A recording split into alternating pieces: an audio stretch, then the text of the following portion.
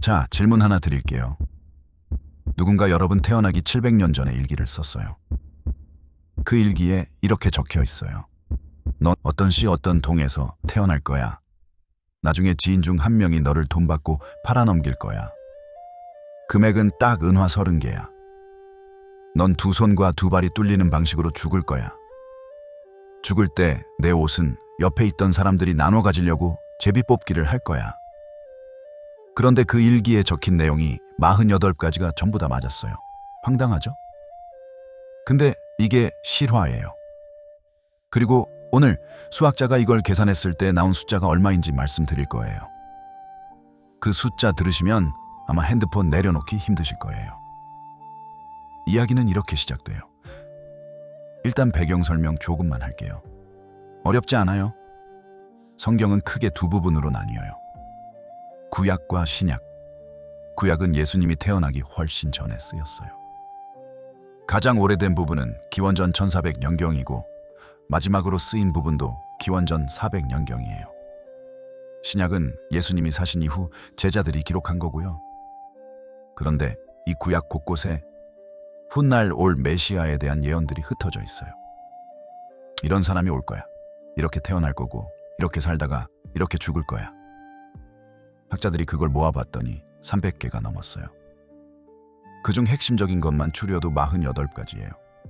오늘은 그 이야기를 같이 해볼 거예요. 예언들을 하나씩 열어볼게요. 1번 태어날 장소가 정해져 있었다. 베들레헴 에브라다야, 너는 유다 족속 중에 작을지라도 이스라엘을 다스릴 자가 내게서 내게로 나올 것이라. 미가 5장 2절, 기원전 약 700년. 베들레헴은 지금도 지도에 있는 작은 마을이에요. 당시 이스라엘엔 수백 개의 마을이 있었어요. 근데 콕 집어서 거기서 나올 거야 라고 적어놨어요. 예수님은 실제로 베들레헴에서 태어나셨어요. 2. 어머니가 보통 어머니가 아닐 거라고 했다. 보라, 처녀가 잉태하여 아들을 낳을 것이요 그의 이름을 임마누엘이라 하리라. 이사야 7장 14절, 기원전 약 700년. 솔직히 말할게요. 저도 처음엔 이 부분이 제일 믿기 어려웠어요. 근데 이상하게도 이게 말이 안 되는 예언이기 때문에 오히려 더 오래 기억에 남아요.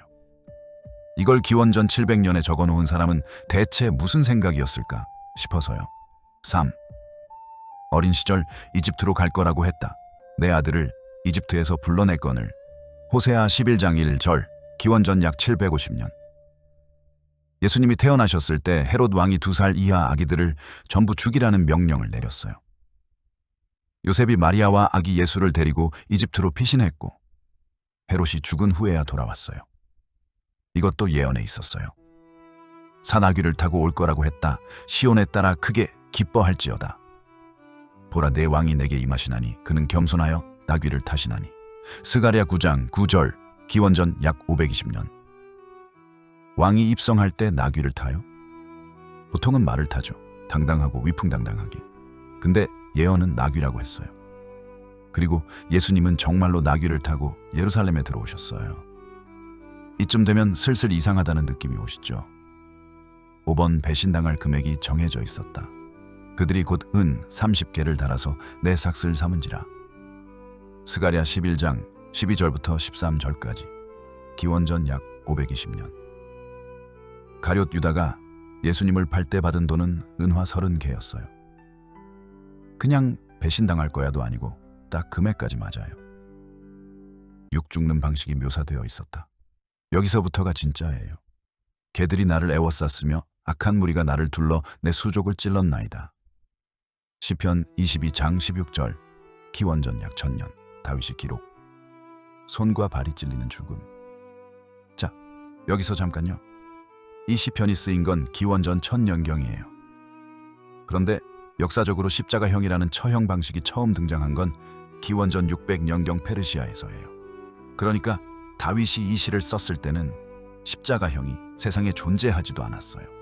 손과 발이 뚫리는 죽음을 상상도 못할 시절에 그걸 묘사해놨어요.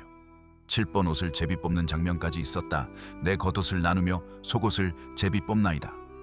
시편 22장 18절, 기원전 약 1000년. 예수님이 십자가에 달리셨을 때 로마 군인들이 예수님의 옷을 서로 차지하려고 제비를 뽑았어요. 이것도 1000년 전에 적혀 있었어요. 잠깐, 십자가는 언제 생긴 거예요? 이쯤 되면 궁금하시죠?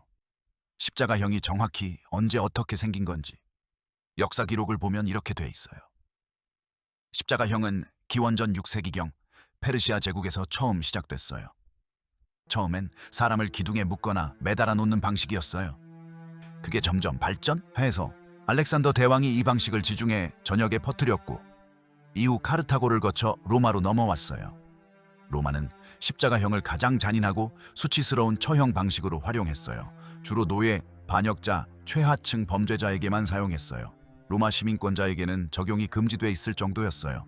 죽는데 걸리는 시간도 잔인하게 길었어요. 빨리 죽지 못하게 설계된 처형이었어요. 손목과 발목에 못을 박아서 매달아 놓으면 서서히 질식사하거나 탈진으로 죽어요. 때론 며칠씩 걸리기도 했어요. 그런데 그 처형 방식이 세상에 생기기도 전인 기원전 1000년에 다윗은 시편 22편에서 그 죽음의 모습을 정확하게 묘사해 놓았어요. 역사학자들도 이 부분을 주목해요. 믿음의 문제를 떠나서 문헌학적으로도 설명이 쉽지 않은 부분이거든요. 피터 스토너의 계산. 이제 진짜 숫자 얘기를 해볼게요. 자, 이제 수학 시간이에요. 어렵지 않아요? 그냥 숫자가 얼마나 커지는지만 같이 보는 거예요. 피터 스토너는 미국 패서디나 시티 칼리지와 웨스트몬트 칼리지에서 수학과 천문학을 가르친 교수예요. 신학자가 아니에요. 수학자예요. 그가 1958년에 사이언스 스피크스 과학은 말한다 라는 책을 썼어요. 이 책은 미국 과학협회 아메리칸 사이언티픽 어필리에이션의 공식 검토를 통과했어요. 종교단체가 아니라 과학기관의 검토예요. 스토너 교수는 이런 질문을 했어요. 한 사람이 이 예언들을 우연히 이룰 확률이 얼마나 될까? 그리고 학생들과 함께 각 예언이 우연히 이루어질 확률을 최대한 보수적으로 계산했어요. 예언에 유리하게 잡은 게 아니에요. 오히려 불리하게, 넉넉하게 잡았어요. 8가지 예언만 계산했을 때 결과 10의 17승분의 1 숫자로 쓰면 이래요. 1/100조분의 1일 뒤에 연기 17개예요. 이게 얼마나 작은 숫자인지 상상이 안 되시죠? 스토너 교수가 직접 비유를 들었어요.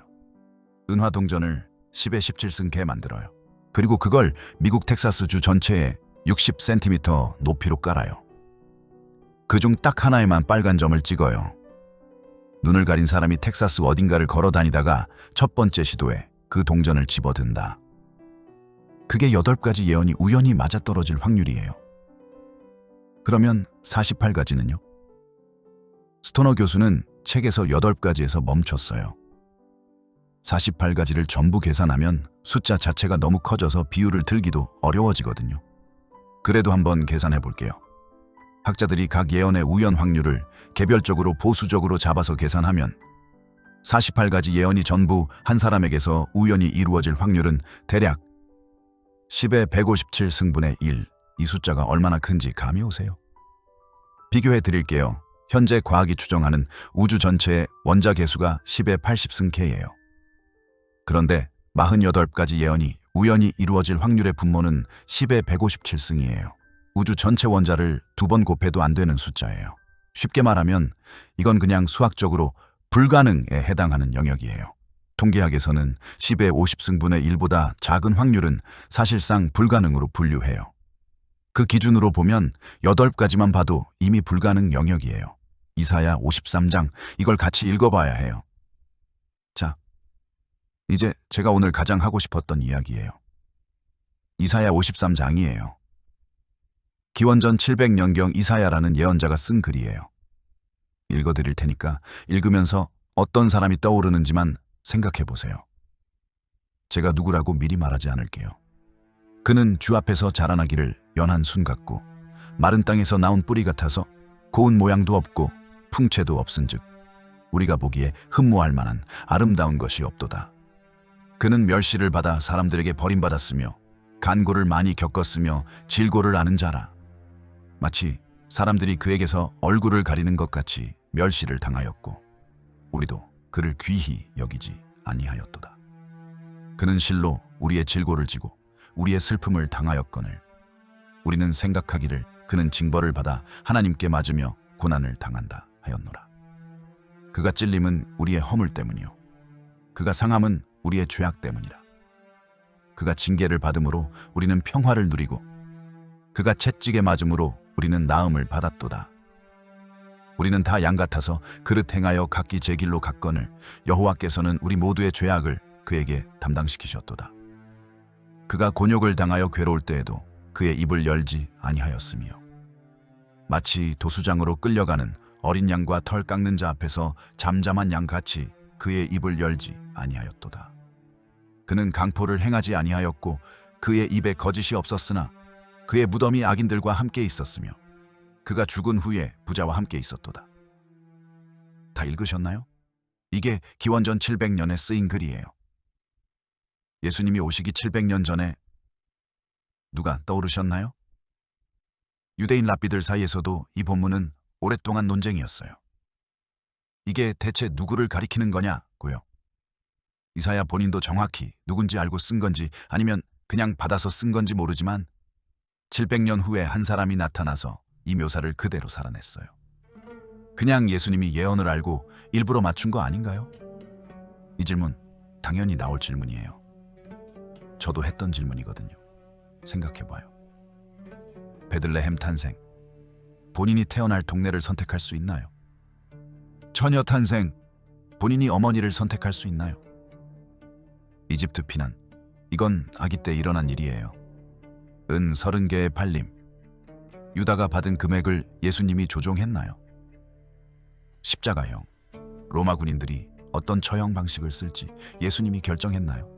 옷을 제비 뽑는 것 군인들이 즉흥적으로 한 행동이에요. 48가지 예언 중에서 본인이 의도적으로 맞출 수 있는 건 극히 일부예요. 나머지는 본인의 의지와 전혀 무관한 것들이에요. 그리고 설령 일부를 의도적으로 맞췄다고 해도 태어나는 곳, 태어나는 방식, 어린 시절 사건들은 어떻게 설명하실 건가요? 시편 22편도 잠깐 같이 봐요. 이사야 53장과 함께 묶어서 봐야 하는 게 시편 22편이에요. 다윗이 기원전 1000년경에 쓴 시예요. 다윗이 무슨 고난을 당하면서 쓴 개인적인 시예요. 근데 이 시가 결과적으로 십자가 현장의 중계방송처럼 되어버렸어요. 내 하나님이여, 내 하나님이여, 어찌 나를 버리셨나이까. 1절. 예수님이 십자가 위에서 하신 말씀이 이거예요. 엘리 엘리 라마 사박다니. 나의 하나님, 나의 하나님, 어찌하여 나를 버리셨나이까. 예수님이 시편 22, 편 1절을 그대로 인용하신 거예요. 근데 그걸 1000년 전 다윗이 먼저 썼어요. 나는 벌레요, 사람이 아니라 사람의 비방거리요, 백성의 조롱거리니이다. 6절. 나를 보는 자는 다 나를 비웃으며 입술을 비죽이고 머리를 흔들며. 7절. 내 힘이 말라 질그릇 조각 같고 내 혀가 입천장에 붙었나이다. 주께서 또 나를 사망의 진토 속에 두셨나이다. 15절. 개들이 나를 애워쌌으며 악한 무리가 나를 둘러 내 수족을 찔렀나이다. 16절. 내가 내 모든 뼈를 셀 수 있나이다. 그들이 나를 주목하여 보고. 17절. 뼈를 셀 수 있다는 묘사. 십자가에 매달리면 피부와 근육이 당겨지면서 갈비뼈가 드러나요. 해부학적으로 정확한 묘사예요. 기원전 1000년에 내 겉옷을 나누며 속옷을 제비 뽑나이다. 18절. 이미 말씀드렸죠. 로마 군인들이 그대로 했어요. 결국 이 이야기가 하려는 게 뭐냐면 저는 오늘 여러분을 설득하려는 게 아니에요. 믿으라고 강요하는 것도 아니고 안 믿으면 어떻다는 것도 아니에요. 그냥 이런 게 있다는 걸 같이 보고 싶었어요. 수천 년 전에 쓰인 글들이 수백 년 후 한 사람의 삶을 이렇게까지 정밀하게 묘사하고 있어요. 수학자가 계산해보니 8가지만 봐도 우주가 감당 못하는 확률이 나와요. 십자가형이 발명되기도 전에 그 죽음의 방식이 기록되어 있어요. 죽을 때 옷을 제비 뽑을 거라는 것까지 적혀 있었어요. 여러분은 이걸 어떻게 생각하세요? 우연이라고 하기에는 숫자가 너무 커요. 참, 저는 이 영상을 이 땅에 하나님의 나라가 충만하기를 간절히 원하는 마음으로 만들고 있습니다. 여러분의 구독과 좋아요, 댓글이 이 일에 동참한다는 사실 아시죠? 오늘도 여기까지 함께 해주셔서 진심으로 감사해요. 평안하시고요.